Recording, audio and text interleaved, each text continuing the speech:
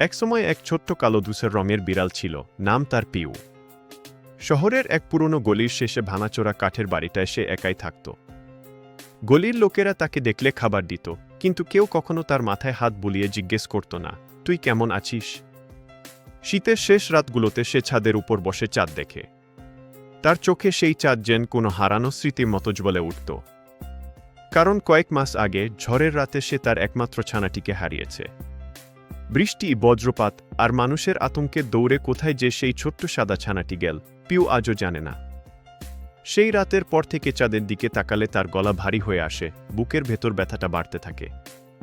গলির মানুষদের কাছে পিউ ছিল শুধু এক ভবঘুরে বিড়াল, কিন্তু তার ভিতরে ছিল গভীর এক মায়ার দেশ। প্রতিদিন ভোরে সে দূরের বাজার পথ ধরে হাঁটে, সেই ছানাটিকে খুঁজে ফিরতে থাকে। যত দূরেই যাক, যেদিন সূর্য ওঠে তার চোখে একই প্রশ্ন, আজ কি তাকে পাব? একদিন সন্ধ্যায় কুয়াশায় ভেজা বাতাসের মাঝে সে শুনতে পেল ক্ষীণ এক কি মিউ মিউ খি। শব্দটা ভাঙা দেয়ালের ওপাশ থেকে আসছে। শেফালির বুক ধক করে উঠল।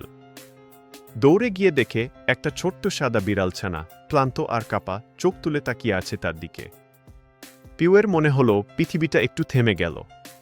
সে ধীরে ধীরে ছানাটিকে নাক দিয়ে স্পর্শ করল, আর ছানাটিও চোখ বন্ধ করে মায়াভরা গলায় উত্তর দিন।